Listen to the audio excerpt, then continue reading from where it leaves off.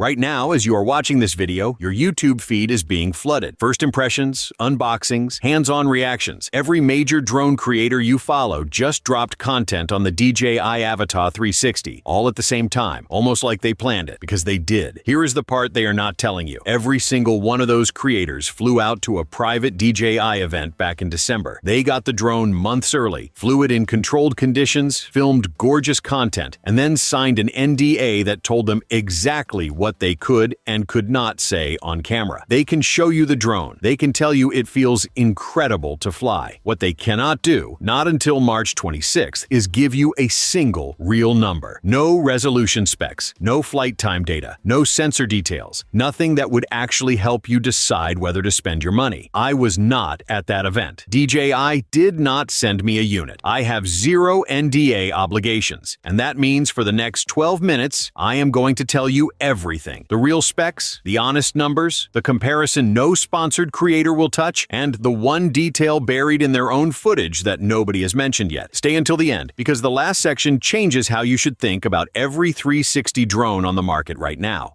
Expose the sponsored ecosystem. Let me be honest with you about how these product launches actually work, because understanding it will make everything else in this video more useful to you. DJI is not stupid. They have spent years perfecting the art of launch day hype, and the machine they have built is genuinely impressive. Here is how it runs. Months before a product hits shelves, DJI selects a group of creators, usually the biggest names in the drone space. They fly them out, put the product in their hands, host events in beautiful locations where the footage basically films itself, and then structure the agreement carefully. You can post on this date. You can show this. You cannot reveal that. The result is a synchronized wave of positive content that hits your feed all at once, creating the impression of independent consensus. 15 different creators, all seemingly agreeing the product is exceptional, because they all experience the same curated event, and none of them are contractually free to tell you what it does not do well. Now, I want to be clear. This is not a criticism of those creators as people. It is just the reality of the industry, and most of them would tell you the same thing off camera. The problem is not that they are lying. The problem is that they are working inside a system that is structurally unable to give you complete information. Positive impressions of a product in ideal conditions, filtered through an NDA and a business relationship. That is not a review. That is a very expensive advertisement. This channel has never received a unit from DJI. I have never been to one of their events. That means I do not owe anyone anything, and every number I give you today I can stand behind because I found it myself through leaked interfaces, battery math, and careful analysis of what the sponsored creators are inadvertently confirming in their own footage. Which brings me to the drone itself. Let us start with the design, because there is something physically clever about this product that I genuinely did not expect from DJI.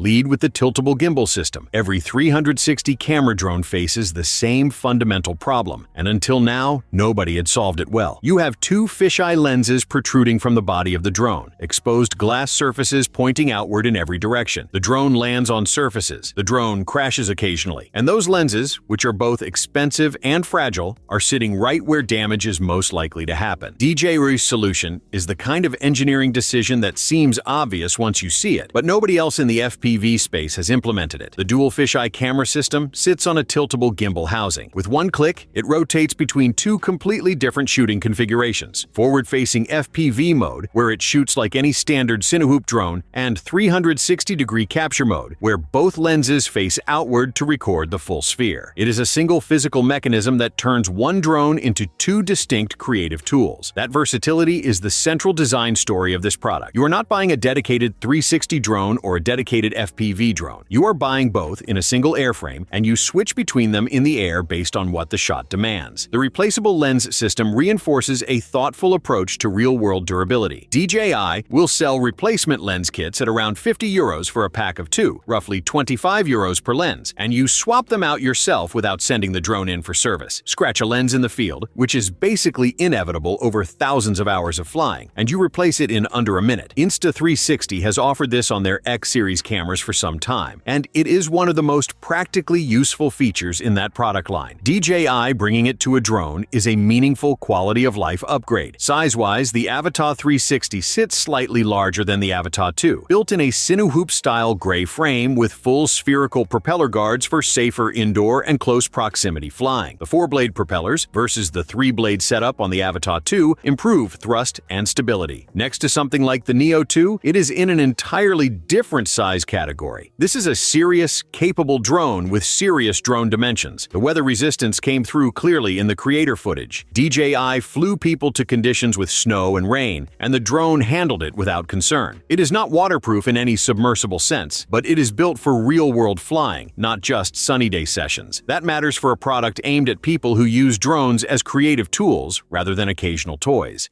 5 spec reveals. Spec 1, 8K at 60 frames per second. DJI has confirmed 8K resolution, what the creators are not saying, and what becomes visible if you watch their footage carefully and know what you are looking for, is that the 8K capture runs at 60 frames per second. Not 30, not 24, 60. That distinction matters more than it sounds. 8K at 30 frames per second is impressive on paper. 8K at 60 frames per second changes the way you work in post-production. When you reframe 360 footage into a standard rectangular output, you are essentially cropping a portion of that sphere. Higher frame rates mean you have slow motion potential built into that already high resolution source. You can push the footage harder in post without it falling apart. For professional content creators who buy this drone as a tool, not a toy, 60 frames per second at 8K is the difference between good footage and exceptional footage. No other drone at this price point or this size delivers that combination right now. It does not exist anywhere else. Spec number: advanced front and side obstacle sensing with LiDAR corrected. This one is personal for anyone who has flown an Avata 2. The most consistent and legitimate criticism of the entire Avata lineup has always been the limited obstacle sensing. On the Avata 2, you were flying fast, close to objects, in environments designed for proximity flying, with basically only forward protection. Sides and rear were essentially exposed. The Avata 360 makes a significant step forward here. Confirmed leaks show front-facing sensors, including dual LiDAR modules flanking the camera housing, combined with side-facing sensors for lateral awareness during high-speed passes. This is a substantially more capable sensing package than the Avata 2 ever had. I want to be precise about one thing. Rear sensors have not been confirmed in any credible leak to date. The coverage is front and sides, which is still a major improvement over the Avata 2, and more than enough for the kind of creative flying this drone is built for. Whether DJI adds rear sensing is something March 26th will answer definitively. But even without rear coverage, this is the most sensor-capable FPV drone DJI has ever shipped. The LiDAR component is worth its own mention. Laser-based distance measurement fills the gaps that camera-based sensors cannot cover. Low light, featureless surfaces, conditions where visual sensors lose accuracy. A drone hovering over a snowfield or inside a dim warehouse gets laser-accurate spatial data regardless of lighting. That capability on a consumer FPV drone at this price point is genuinely rare. Spec 3, single lens FPV mode. This is the spec that reframes how you should think about this entire product. The Avata 360 does not have to be a 360 camera drone. The Tiltable Gimbal switches it into single-lens FPV mode, and when it does, it flies and shoots exactly like a standard forward-facing DJI drone. Clean standard footage, no stitching, no spherical processing overhead. Think about what that means for how you would actually use this in the field. You do not need to decide before you leave whether today is a 360-day or a standard footage day. You bring one drone, and you make that decision in the air based on what the shot requires. One drone, 2 completely different shooting modes. That kind of versatility is genuinely rare, and it is the kind of feature that justifies a purchase for creators who have been hesitant to commit to a 360-specific product. Spec 4,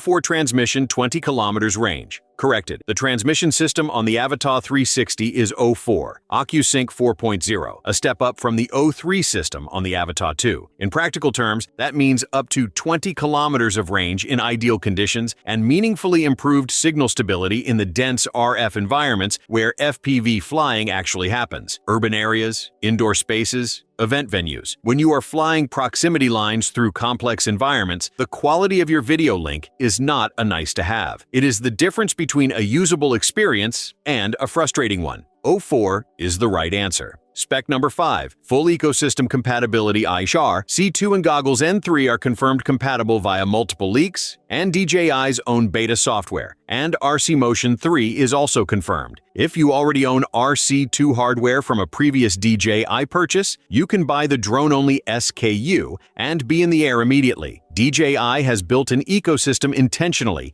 and the Avata 360 plugs directly into the hardware many DJI users already own. That is a meaningful cost advantage, and it is one of the clearest answers to the question of why a loyal DJI customer should choose this over an Antigravity A1.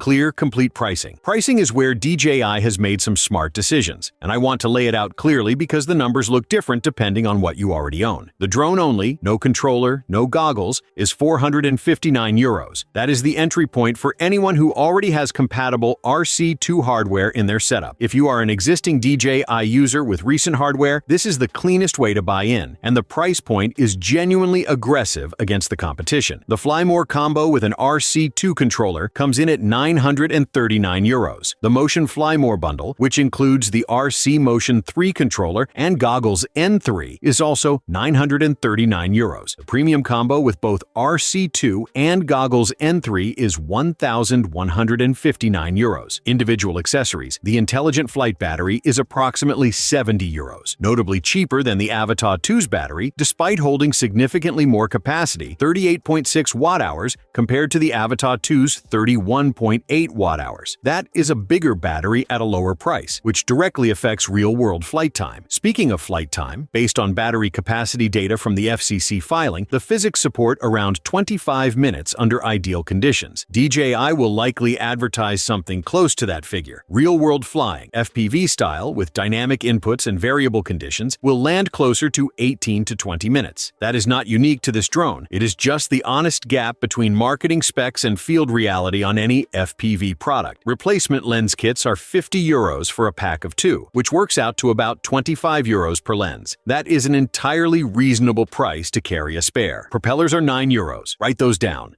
Confirm past predictions. Before I get to the comparison section, I want to spend 60 seconds on something that matters for how much weight you should give everything I just told you. Several weeks ago, I published a detailed breakdown based on a single leaked image, a screenshot of an RC2 screen running the Avata 360 interface. From that one image, I predicted the spherical 360 preview on the RC2 display, the virtual camera reframing system with a crosshair overlay, full GPS positioning at 36 satellites for controller-based flying without goggles, advanced obstacle sensing indicators in the UI layout, and approximately 18 to 20 minutes of real-world flight time based on battery discharge math. Every one of those predictions has now been confirmed by the first impression videos, whether the creators meant to confirm them or not. The spherical preview is visible on every RC2 screen shown in those videos. The reframing crosshair maps directly to the single lens mode, switching that one creator demonstrated. The RC2 works exactly like flying a standard DJI drone. The sensing indicators are there. The battery math holds. The reason I tell you this is not to congratulate myself. It is because there are two things I pointed out in that leaked image that have not yet been officially confirmed: AI-driven reframing and intelligent subject tracking through the sphere. DJI does not build UI elements without a purpose. That lock point crosshair is there for a reason. And on March 26th, we will know exactly what that reason is. If you want to know first, you know where to be. Avata 360 versus Antigravity A1, the comparison. Here is the conversation that is happening in private among drone creators right now, the one you will not hear on any sponsored channel until long after launch week is over. The Avata 360 is not the first capable 360 drone. The Antigravity A1 got there first, and for creators who have already invested in that system, the question of whether to switch is a genuinely difficult one. Let me give you the honest version of that comparison, because you deserve it before you spend your money. The Antigravity A1 was first. That matters, and I want to give it credit before I explain why I still think the Avata 360 wins for most buyers. The A1 proved that a 360 drone format could work as a serious creative tool, not just a novelty. Creators who have been flying it for months have developed real workflows, real libraries of footage, and real confidence in the platform. That is not nothing. Switching platforms has a real cost in time and relearning. That said, the Avata 360 is meaningfully better on the metrics that matter most for practical use. Transmission is the most significant advantage. The Avata 360 runs DJI's O4 system, OcuSync 4.0, while the Avata 2 ran O3. The A1 does not have access to DJI's transmission ecosystem at all. In real-world terms, range up to 20 kilometers in ideal conditions, improved signal stability in cluttered RF environments, low-latency video feed to the controller. When you are flying FPV style through complex environments, the quality of your video link is the difference between a usable experience and a frustrating one. O4 is a generation ahead of what the A1 can offer. The single-lens FPV mode is an advantage the A1 cannot match. The Avata 360 gives you both modes in one body via the tiltable gimbal. For a creator who shoots a mix of standard and 360 footage, which describes the majority of working drone operators, that versatility is genuinely valuable. The obstacle sensing package is better on the Avata 360. The LiDAR-assisted front and side sensors represent a more capable setup than the A1 offers. The controller ecosystem is broader. If you are already inside the DJI world with RC2 hardware, you have a meaningful cost advantage going in. Where the A1 holds its ground, build quality is solid, the 360 capture quality is competitive, and the A1 is lighter at 249 grams, sitting under the sub-250 gram regulatory threshold that matters in some markets. The Avata 360 weighs closer to 400 grams, which means registration will be required in most countries. For creators who are already committed to the A1 and happy with it, I am not going to tell you to sell everything and switch. The Avata 360 is the better product for most new buyers. For existing A1 users, the calculation depends heavily on how much you value DJI's transmission quality, the FPV mode, and the broader ecosystem. Those are the two features worth paying attention to when you make that decision. I will be doing a full head-to-head comparison once I have had real flight time with the Avata 360. Not launch day impressions, actual sustained testing in real conditions. That video will go up.